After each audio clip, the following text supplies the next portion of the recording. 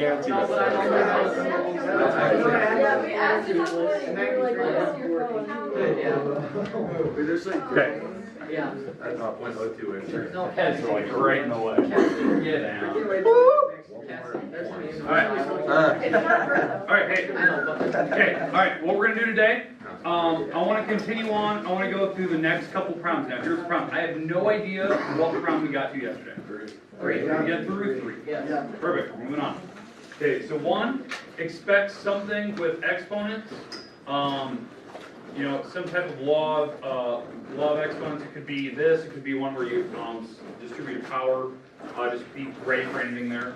Number 2, you'll have to simplify some type of radical, add and subtract them together. Number 3, it'll be some type of picture, and you have to tell me, you know, a range of answers for it. Something very similar to that. All right, so number 4, we're going to continue on from this point. Number 4 will be some type of picture where you're going to have to find area or volume. Now this one's a volume problem. So if it's area, that's easy. Just length times width, right? For volume, this one is a little more challenging, so I picked this one for the practice test. Okay? All right, so how this works. We need to find the volume of the actual item that's left. So basically imagine that this is like a Jenga tower, but we're missing the top brick. The brick out of the top, which is this one. Okay, and we're trying to find basically the volume of what's left. Okay, that's the idea. And so to do that, we need to find the big volume, and we're going to subtract out the piece that's missing, if that makes sense. Okay, so, all right, so now the big volume, length, width, and depth. So what are the 3 things I'm going to need to multiply together for my length, width, and depth? 3. So volume of the big thing. So say it again. X plus 5. Okay, x plus 5, for sure, that's 1. 2x plus 1. X plus 5. 2x plus 1. And x plus 2. And x plus 2. Okay, these 3 items, even though I'm overlapping the picture, these 3 items are the main dimensions of the big picture. That is the depth here, this is the length, that's the width. Okay, those are my 3 dimensions. That will give me the volume of the entire thing without missing any pieces. So that's the entire tower itself, length, width, and depth. What I need to do is I'm going to have to take out the volume of the little small piece that's missing. Now, what are the dimensions of the small piece? 3, x, and what's the depth of it? X plus 5. That's the depth of the piece going to the back. So that's this dimension. So this is the length, or this is the width, this is the length, and the depth is the same number going to the back. Is the x plus 5. Okay, so what I'm going to need to do, once I find each of these volumes separately, I'll subtract them. Does that make sense now, what I'm going to do? Find each one separate, subtract in the end. Okay, so let's do the top one first. Let's find the volume of that. So I'm going to need to FOIL that whole mess together. So let's do that first. So x plus 5, 2x plus 1, x plus 2. Okay, I'm going to distribute the first 2 together. It really doesn't matter. So this is the volume, remember, this is the volume of the big picture. Okay, so distributing first, outer, and the last, this is 2x squared, so that's x times 2x. X times 1 is 1x. 5 times 2x is 10x. And 5 times 1 is 5.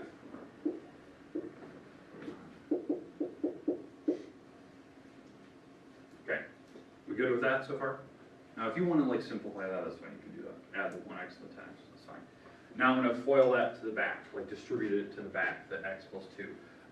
When you do that, you have to take each of these 4 items here, if you're going to leave it at 4.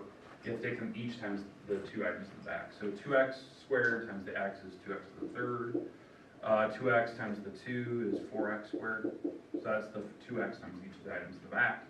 The 1x times everything in the back is 1x squared plus 2x. Let's take the 1x times everything back there.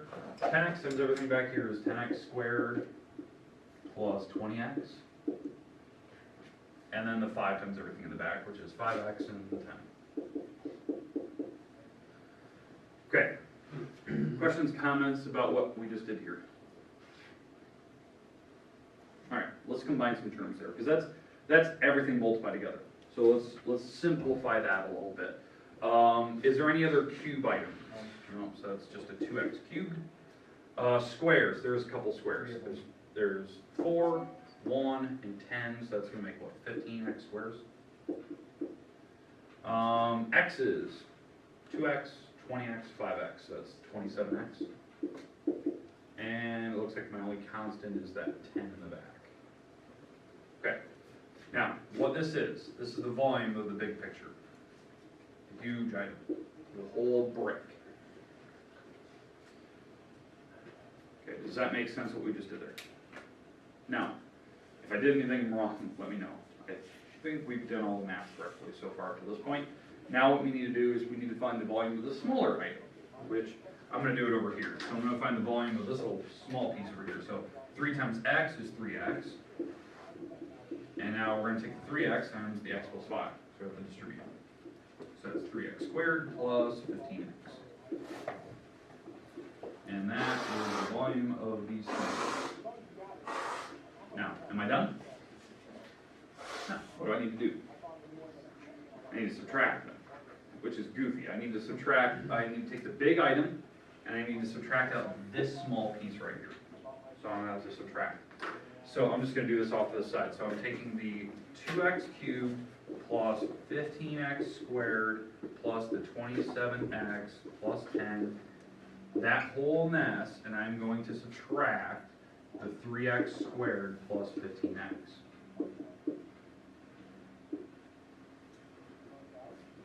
This green part will give me the final answer. The volume of the piece with that brick missing. So really, what do I need to do with this negative sign? Yeah, so it's going to distribute to the back, so each of these will be negatives, basically. That's what's going to happen. So negative 3x squared, negative 15x. I don't need this parenthesis up front. That's just to mess with you. And so this is what I'm technically doing. That's how I distribute the negative sign to the back there. So it looks like the 2x cubed will be left alone. 15x squared minus 3x squared is 12x squared, so positive 12x squared. 27 minus 15 is 12x's, and plus 10. And there's your volume. Now if it was area, super easy. Length times width, subtract. You figure out your area. I think the problems we did with area was like a deck and you're taking out like a pool in the middle. Like that. This is one that we did where we had volume. It'll be something very basic. I'm not going to pick like a super difficult problem. That's not the point of the semester test. So. Okay, any questions, comments, concerns? What you could be actually doing here. It's basically testing, can you FOIL, can you distribute, can you subtract or add? Okay, we good with 4? Take your silence as yes. All right, let's move on to number 5.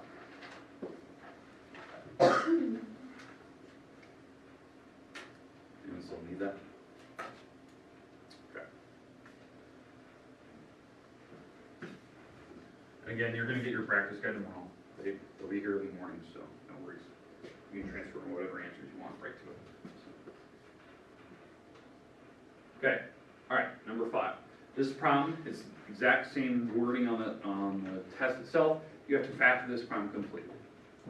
Factor it completely. So we have to factor this as far as you can using every rule of factoring that you could possibly use if you need it. Okay, so the rules for factoring. We had common factor, trinomial, difference of squares, cube rule, and grouping method. So I can tell you right now this is probably not a grouping method. Grouping method is reserved for when there's like more than 3 items, like 4 or more. It's probably not a square, difference of squares, because it's difference of squares when there's 2 items, and they're perfect squares. Cube rule is when there's 2 items added or subtracted, and they're perfect cubes. But this is probably some type of trinomial, and probably has common factors. So, let's do common factor first. What do all 3 of them have in common for numbers? 6's. And x squares for variables. So let's take that out first. So let's take out this, 6 and an x squared. When I take that out, you have to remember, there is still gonna be 3 items left in that parenthesis, because I'm taking a 6x squared from each of them. So the plus minus sign will stay where they're at, okay, but I know there's gonna be 3 items there. So to get a 6x squared here, we're dividing it. So 6 divided by 6 is 1. X to the 4th divided by x squared is x squared. You're taking out 2, so there's 2 left. Okay, what about the middle? Divide that by 6, that's 3. What is that, an x? And in the back, divide this by 6. 1, 2. 2. And we took out both x's, so there's no x's left. Okay, we good so far. All right, now, as you can tell, we've taken out the common factor. This is still a trinomial, so we can still go from there. Trinomial rule, if you don't remember, it has to be 3 items, descending order preferably. Preferably, it doesn't have to, but we try to break it up into 2 parentheses if possible. The back symbol kind of tells us everything. The back symbol, if it's a plus, that means the operations will be the same in here. They'll be the same, they'll both be pluses, they'll both be minus signs, whatever they be. And since it's a plus in the back, we have to look at what's in front. They're both negative signs. Negative, negative. That's what this means. They're the same, they're both these. Okay, that's how it works. Okay, break up the x squared to be x and x. This 6x squared just hangs out front. Not going to worry about that. Break up the 2 evenly. So how do you break up a 2? So the numbers multiply to give you 2. 2 and 1. And that should give you the 3 in the middle, which it does. If you FOIL it out, it does give you negative 3. Okay, that is factored completely as far as you can. So if you're going to read off like potential roots, x-intercepts, whatever you're going to have, 0, 2, and 1, if you had to go that far. That was something we did later, right? That's when I think those are the later problems we had to read off what the roots are, the multiplicity, tells us if we're going to bounce, whatever we're going to do off this. Okay, questions, comments about why we did factoring, all that good stuff? Okay, it'll be something like that. It's not going to be overly difficult. It's just, I'm testing whether you know how to factor, common factors, difference of squares, cube rule, whatever it is. But you have to go as far as you can. Don't leave things if you can go further. Always check common factors first, then try to go like trinomial rule or difference of squares, cube rule. Grouping method is obvious at first when you see it, but the other ones are not. Okay, we good? Okay, last problem today, we're gonna do number 6. Okay, I know on the test, on number 6, I give you way more room. So, because I kind of spread it out a little bit. I think I took less room from the top problem, number 5, and I spaced out 7 a little bit lower. The reason why this problem number 6 probably will take the most room, other than like long division, just because you have to do this formula right here, which will be on your test, right? You have to do this formula, this differential quotient for this. Okay, so why we start doing this, this is the first derivative test. It actually helps us find those turning points on graphs, like actually where those turning points are. That's why we do it. And the reason why you need a lot of room, this is not an easy looking problem. This is actually kind of ugly. So this can actually take a while. So this is my function that I'm using here and here. That's what you need to realize. This negative 3x squared plus 2x minus 1 will be in both those spots. The first item will be slightly modified. This one will be a little bit different looking. But they're both going to be sigma. Okay, does that make sense? Like what we're going to be using? Okay, so let me get this part set up, because I think that's the hard part. That's the part that people always really struggle with. Like, how do I set the problem up? So it's going to be a big fraction. We know h is on the bottom, because that's how the setup works. We know we're going to be subtracting. In the back will be the original function, so I know I'm going to be subtracting the original thing, 3x squared, 2x, and the negative 1. That's my original function. I will be subtracting off the f of x. The first part is the part that I modify. I'm modifying this thing. And basically what I'm doing is I'm putting in the x plus h in all of these, wherever there's x's.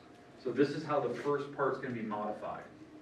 It's going to look like the original problem, it just has that plus h on it. Minus 1.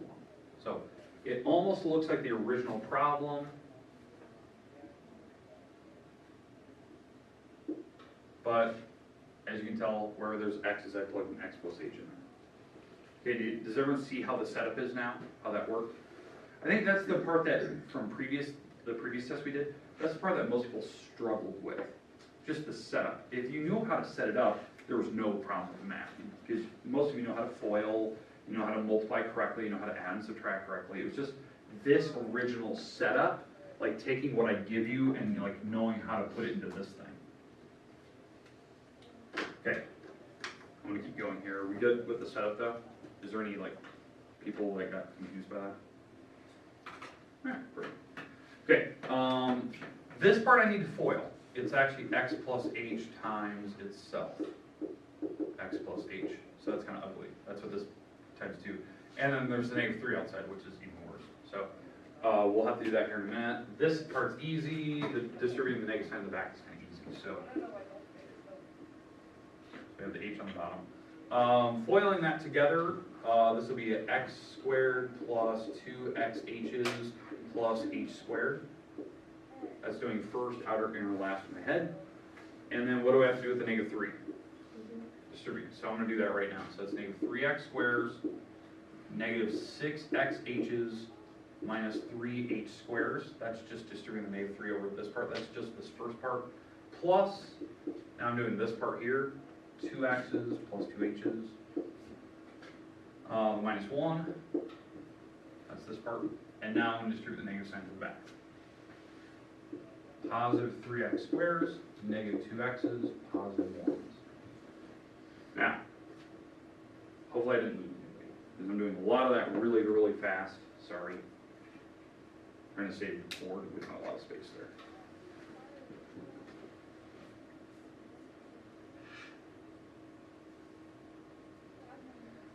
Okay, any part that I may have done wrong or you're not quite getting where I got it from? Super quiet today. Alright, now, what was the thing that, if you can remember this far back, what was the thing that I told you that you know you're doing it right if something happens? What should happen? What? All the ages. You should have only ages left over. Yeah. The things that don't have ages should drop out. That's how you know you did this right. So, what I mean by that is when you're going across like this way, you'll notice like the certain things that don't have h's start canceling out. Like those two things cancel. This 2x cancels, the 1 here cancels. So anything that doesn't have h's should go away. That's how you know you did it right. So now what we're left with is just things with h's.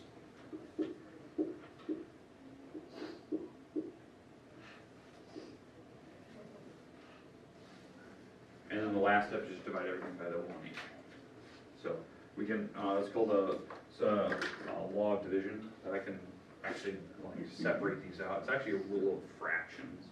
But I can divide everything by h, a single h. So what I'm left with is my final answer. -6x, because the h's would cancel, minus 3h, because h squared divided by h is 1h.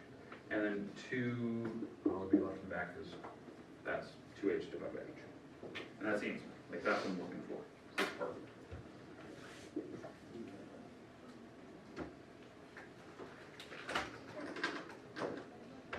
Any questions, comments about what we're doing there?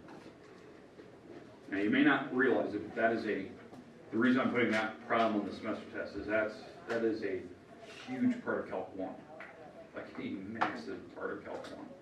So that's why I'm showing you that problem there, and that's why I want you to know it. The other ones are obvious, but this one, some people are like, why didn't you take that problem? We didn't do a lot of them. Huge for later. Okay. Questions, comments about any of the 3 we've done today? All right, the rest of the time is yours today, which, I don't know, you have what, 10, 12 minutes? You can just kind of relax, you can study for other things, you have homework that's due, you can kind of work on it. I'm going to hand back some old homework, so if you want to redo some old homework, I make some corrections, fixes. Yeah.